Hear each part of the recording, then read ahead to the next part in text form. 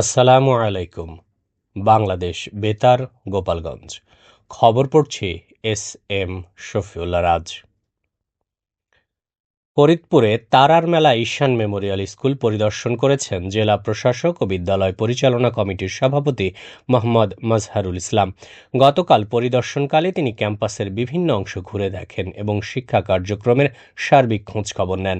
এ সময় তিনি শিক্ষার্থীদের সঙ্গে কথা বলে তাদের লেখাপড়ার অগ্রগতি সম্পর্কে জানতে চান এবং নিয়মিত অধ্যয়ন ও শৃঙ্খলা বজায় রাখার পরামর্শ দেন। পরিদর্শন শেষে জেলা প্রশাসক শিক্ষকবৃন্দের সঙ্গে মতবিনিময় করেন। তিনি শিক্ষা কার্যক্রম, অবকাঠামোগত উন্নয়ন ও শিক্ষার মান উন্নয়ন নিয়ে আলোচনা করেন এবং শিক্ষার্থীদের জন্য উন্নত শিক্ষার পরিবেশ নিশ্চিত করতে প্রয়োজনীয় দিক নির্দেশনা দেন। এ সময় বিদ্যালয়ের শিক্ষক, শিক্ষিকা ও শিক্ষার্থীরা উপস্থিত ছিলেন।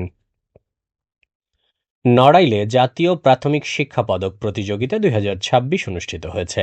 জেলা প্রাথমিক শিক্ষা অফিসের আয়োজনে গতকাল দক্ষিণ পূর্ব নড়াইল মডেল সরকারি প্রাথমিক বিদ্যালয় চত্বরে বেলুন উড়িয়ে এ প্রতিযোগিতার উদ্বোধন করেন জেলা প্রশাসক ডক্টর মোহাম্মদ আব্দুল সালাম। জেলা প্রাথমিক শিক্ষা অফিসার মোহাম্মদ জাহাঙ্গীর আলমের সভাপতিত্বে উদ্বোধনী অনুষ্ঠানে বক্তব্য দেন জেলা পরিষদের প্রশাসক বীর মুক্তিযোদ্ধা মোহাম্মদ মোস্তাফিজুর রহমান আলেক এবং সদর উপজেলা নির্বাহী কর্মকর্তা টি এম রাহসিন কবির। উপজেলা পর্যায়ের ক্রীড়া ও সাংস্কৃতিক প্রতিযোগিতার 22টি ইভেন্টে বিজয়ী 66 জন প্রতিযোগী জেলা পর্যায়ে অংশ নেয়। উদ্বোধনের পর লম্বা লাফ, উচ্চ লাফ, অঙ্ক দৌড়, কবিতা আবৃত্তি, চিত্রাঙ্কন, সঙ্গীত ও নৃত্য সহ বিভিন্ন ইভেন্ট অনুষ্ঠিত হয়। জেলা পর্যায়ে বিজয়ীরা পরবর্তীতে বিভাগীয় পর্যায়ের প্রতিযোগিতায় অংশগ্রহণ করবে। গোপালগঞ্জে বেকার তরুণ তরুণীদের মধ্যে ফ্রিল্যান্সিং নিয়ে আগ্রহ বাড়ছে। ঘরে বসে বৈদেশিক মুদ্রা আয়ের সুযোগ থাকায় অনেকেই এই পেশায় ভবিষ্যৎ গড়ার স্বপ্ন দেখছেন। তবে ইংরেজি ভাষায় দুর্বলতা, ধৈর্যের অভাব এবং প্রয়োজনীয় দক্ষতার ঘাটতি তাদের জন্য বড় চ্যালেঞ্জ হয়ে দাঁড়িয়েছে। জেলা যুব উন্নয়ন অধিদপ্তর সহ বিভিন্ন প্রশিক্ষণ কেন্দ্রে নিয়মিত ফ্রিল্যান্সিং প্রশিক্ষণ দেওয়া হচ্ছে। এসব প্রশিক্ষণে কলেজ, বিশ্ববিদ্যালয়ের শিক্ষার্থী ও বেকার যুবক যুবতীরা অংশ নিচ্ছেন। সংশ্লিষ্টরা জানান, অনেক প্রশিক্ষণার্থী প্রশিক্ষণ চলাকালেই ছোটখাটো কাজ পেয়ে আয় শুরু করেছেন এবং যা তাদের মধ্যে নতুন উদ্দীপনা তৈরি করছে। সরকারি চাকরির দীর্ঘ অপেক্ষার পরিবর্তে স্বনির্ভর হওয়ার সুযোগ হিসেবে ফ্রিল্যান্সিংয়ের প্রতি আগ্রহ বাড়ছে তরুণ তরুণীদের। গোপালগঞ্জের কোটালীপাড়ায় 10 কেজি গাঁজাসহ ইয়াদুল শিকদার নামে এক ব্যক্তিকে আটক করেছে পুলিশ। গতকাল উপজেলার পিঞ্জুরি ইউনিয়নের ফুলবাড়ি গ্রামের নতুন ব্রিজ এলাকায় বিশেষ অভিযান চালিয়ে তাকে আটক করা হয়। অভিযান পরিচালনা করেন কোটালীপাড়া থানার এসআই সুব্রত কুমার। পুলিশ জানায়, গোপন সংবাদের ভিত্তিতে অভিযান চালিয়ে ইয়াদুল শিকদারের কাছ থেকে গাঁজা উদ্ধার করা হয় এবং এ ঘটনায় মাদকদ্রব্য নিয়ন্ত্রণ আইনে প্রয়োজনীয় আইনগত ব্যবস্থা গ্রহণের প্রক্রিয়া চলমান রয়েছে। ফুটবল বিশ্বকাপকে সামনে রেখে ফরিদপুরে বেড়েছে বিভিন্ন দেশের জার্সি ও ক্রীড়া সামগ্রীর বিক্রি। শহরের বিভিন্ন স্পোর্টস দোকানে আর্জেন্টিনা ও ব্রাজিলের জার্সির চাহিদা সবচেয়ে বেশি। মান ও ডিজাইন ভেদে জার্সি বিক্রি হচ্ছে 350 টাকা থেকে 1200 টাকায়। জার্সির পাশাপাশি ফুটবল, মোজা ও অন্যান্য ক্রীড়া সামগ্রীর বিক্রিও বেড়েছে।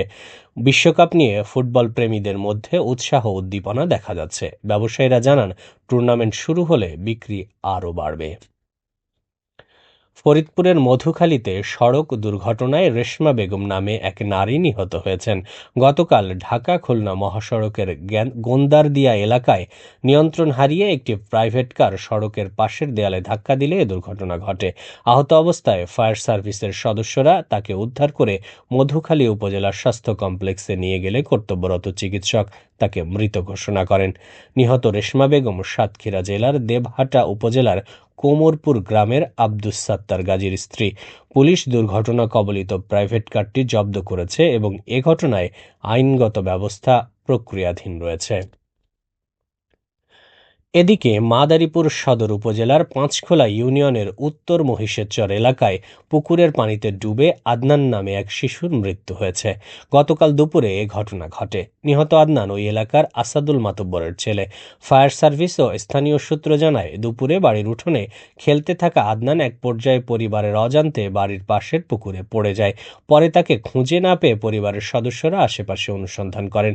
এ সময় স্থানীয়রা তাকে পুকুরে ভাসতে দেখে উদ্ধার করে শহরের একটি বেসরকারি হাসপাতালে নিয়ে গেলে কর্তব্যরত চিকিৎসক মৃত ঘোষণা করেন। মাদারীপুর সদর মডেল থানার ভারপ্রাপ্ত কর্মকর্তা আবুল কালাম আজাদ এ ঘটনার সত্যতা নিশ্চিত করেছেন। সবশেষে আবহাওয়া।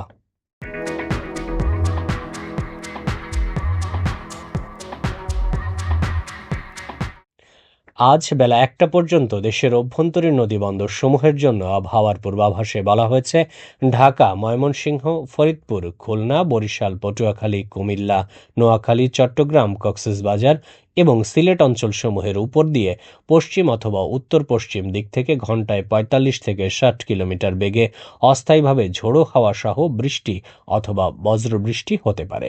এসব এলাকার নদীবন্দরসমূহকে 1 নম্বর সতর্ক সংকেত দেখাতে বলা হয়েছে। খবর শেষ হলো।